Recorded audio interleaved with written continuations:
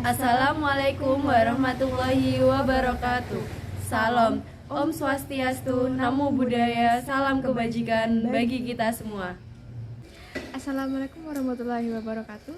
Perkenalkan, nama saya Kenareda Husilovatin dengan NIM 230810201101 dari Prodi S1 Manajemen.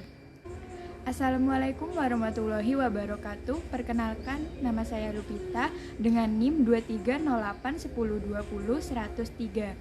Saya dari Prodi S1 Manajemen. Perkenalkan, nama saya Vicky Haydin Arzaini dari Program Studi S1 Manajemen dengan NIM 230810201004.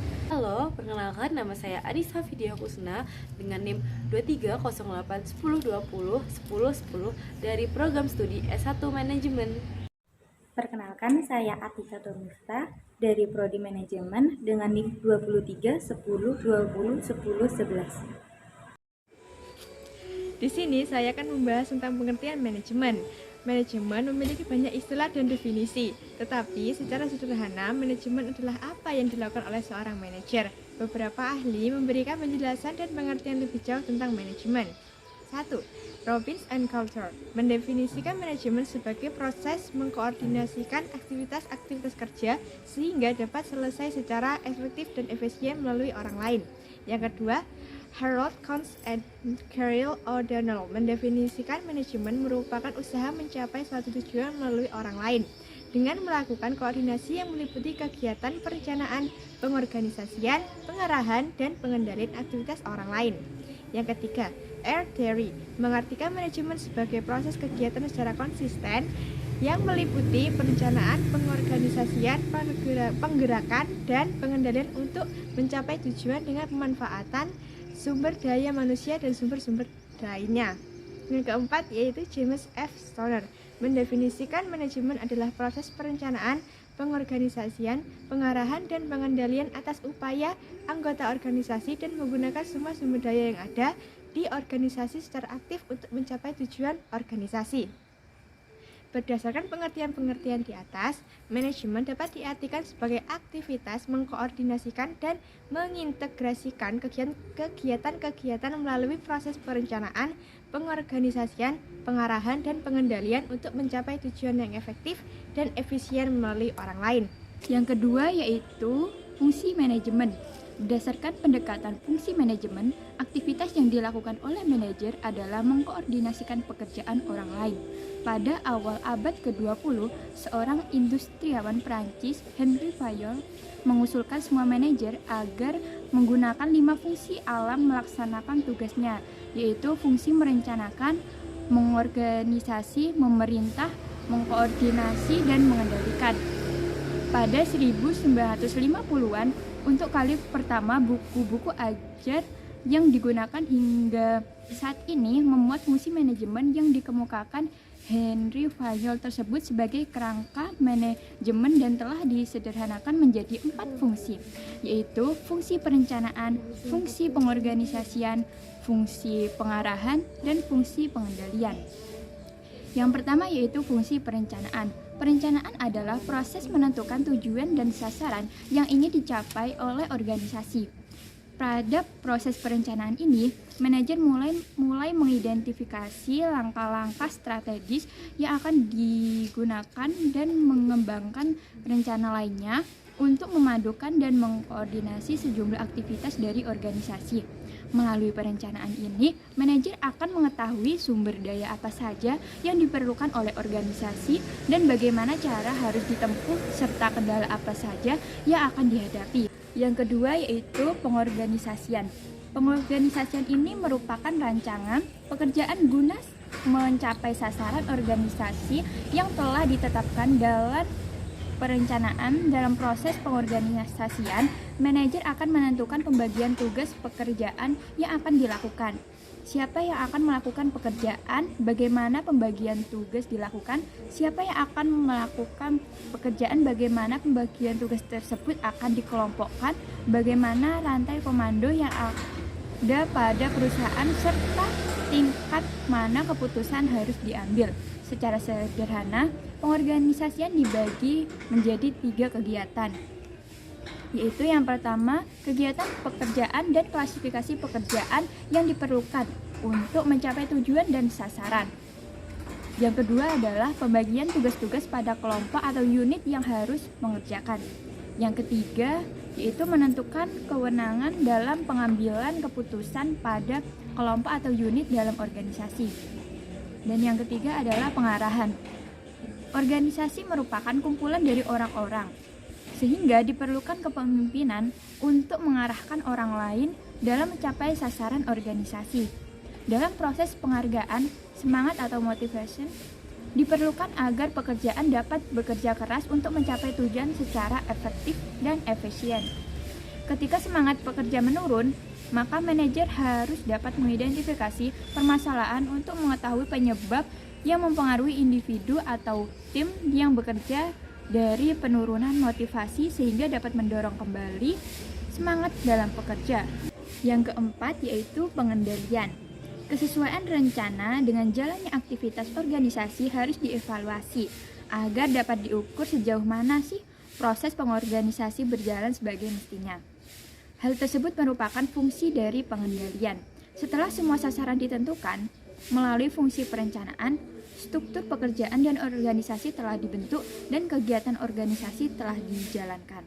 Fungsi pengendalian memiliki 4 komponen, yaitu yang pertama menetapkan standar prestasi organisasi, yang kedua mengukur kinerja organisasi yang sudah berjalan, yang ketiga melakukan penilaian dengan membandingkan antara kinerja organisasi terhadap standar prestasi organisasi yang telah ditetapkan, dan yang keempat melakukan perbaikan apabila terdapat ketidaksesuaian kinerja organisasi terhadap standar prestasi yang telah ditetapkan. Pada praktiknya, fungsi manajemen tidak selalu dilakukan manajer secara berurutan sesuai dengan urutan fungsi manajemen. Walaupun faktanya, memang seorang manajer akan melakukan tahapan yang ada pada fungsi manajemen, pendekatan fungsional. Untuk menjelaskan tugas dari seorang manajer, banyak digunakan dan sangat populer karena pendekatan ini lebih jelas dan sederhana.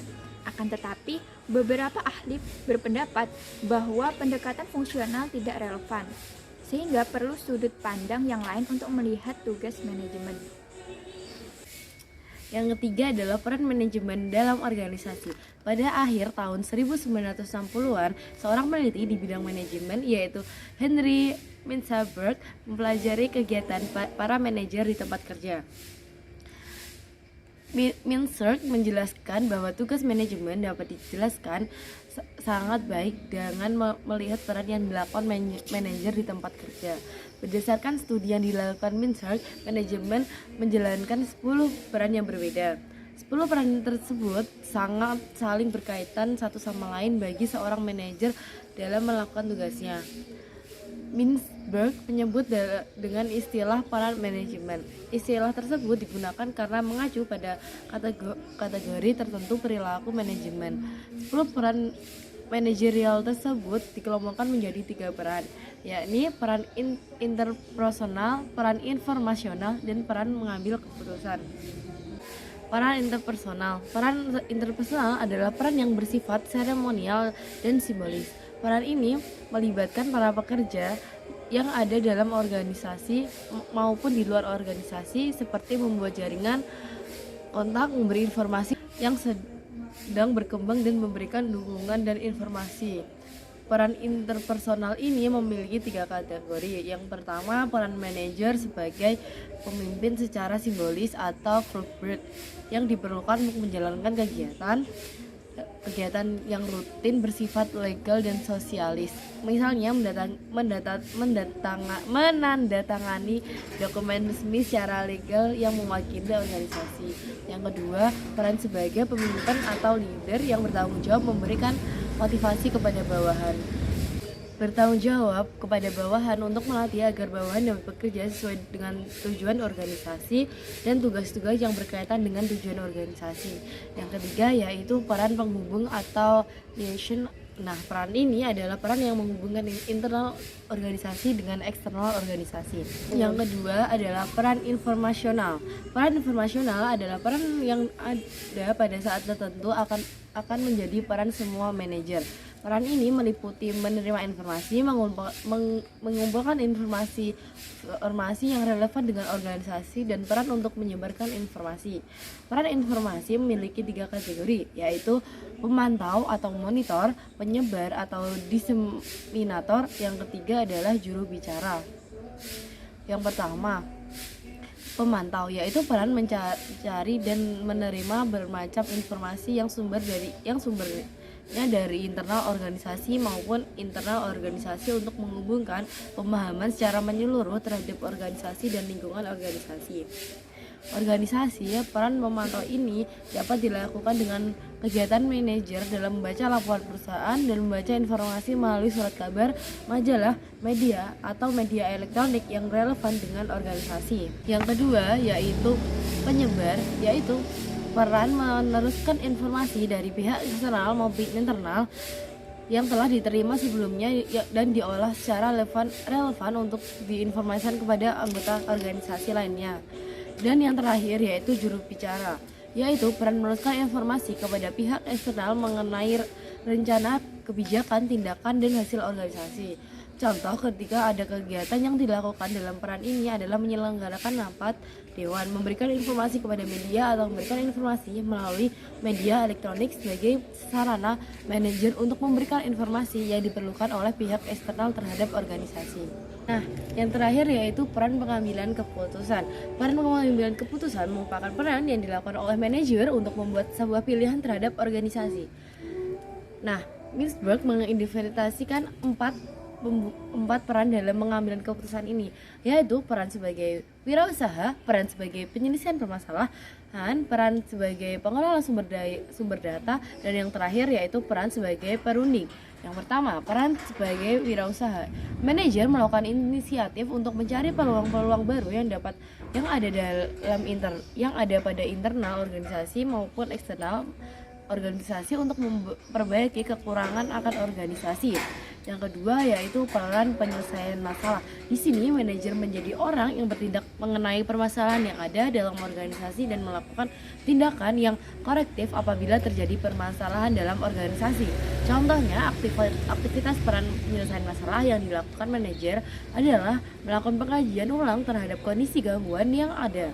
Misalnya ada gencar perubahan tentang Indonesia 4.0, maka manajer dapat merubah mengenai kondisi seperti ini. Yang ketiga adalah peran mengelola sumber daya. Nah, di sini manajer memiliki otoritas mengambil keputusan dalam menentukan pengelolaan sumber daya organisasi, baik manusia, modal, atau sumber daya lain yang mendukung kerjasama proses organisasi. Dan yang terakhir adalah sebagai perunding. Manajer memiliki tanggung jawab atas perundingan yang memiliki atau mendapatkan ketentuan kondisi organisasi. Contoh peran negosiator adalah melakukan keputusan untuk melakukan tawar-menawar dengan pihak lain seperti serikat pekerja, perundingan dengan mitra kerja, dan lain sebagainya.